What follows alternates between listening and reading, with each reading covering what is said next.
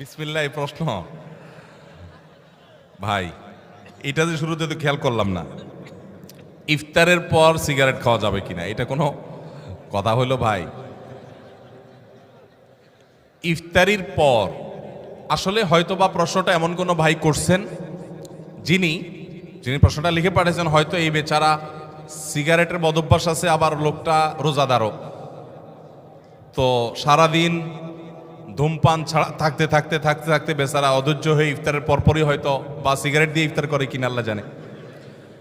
ইফতারের পর ধূমপান করা গুনাহ, কারণ যেটা মানুষের স্বাস্থ্যের জন্য ক্ষতিকর এবং নিশ্চিত ক্ষতিকর, যেটা মানুষের জন্য বিষের মতো ক্ষতিকর, ধ্বংসের দিকে মানুষকে নিয়ে যায়, এবং যেটার ক্ষতি ছাড়া কোনো উপকারিতা আপাত দৃষ্টিতে নাই, সেই জিনিসটা মানুষের জন্য হালাল হয় না, সেটা মানুষের জন্য খাওয়া জায়েজ হয় না।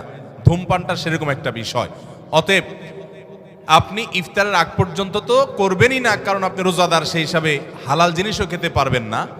কিন্তু ইফতারির পর যদি কেউ ঘুষ খায়, ইফতারের পর যদি কেউ কুকুরের গোশত শুকুরের গোশত খায়, সেটা যেরকম ইফতারের পরে খাইছে দেখে হালাল হবে না, ধূমপানটাও ইফতারের পরে করছে দেখে হালাল হবে না। কথাকে বুঝাতে পারছি? আমাদের সমাজে কোনো কোনো ঘুষখোর আছে, আমি শুনেছি, দেখি নেই, যে তারা নাকি বিভিন্ন অফিসে ঘুষ খাওয়ার সময় যখন যারা ঘুষ দিবে ক্লায়েন্ট তারা আসে, তখন নাকি ড্রয়ারটা খুলে বলে, এখানে রেখে দেন ভাই, আমি রোজা আছি তো ইফতারের পরে নেব। এরকম শুনছি আমি, আল্লাহ জানে এরকম আসলে আদতে আছে কিনা, বাস্তবে আছে কিনা। তো এই বেচারা সে রোজা রেখে ঘুষের টাকা ধরবে না, রোজা ভেঙে ইফতার করার পর তারপরে ধরবে। তার মানে সে মনে করে রোজা রাখা অবস্থায় করলে রোজার অসম্মান হবে, তো রোজা রাখার পরে ইফতার করার পরে যে করবেন তাতে আল্লাহর নির্দেশ লঙ্ঘন হবে না।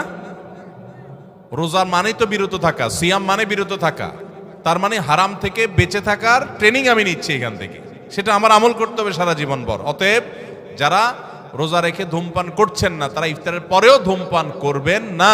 আল্লাহ আমাদের ভাইদেরকে বেঁচে থাকার তৌফিক দান করুন।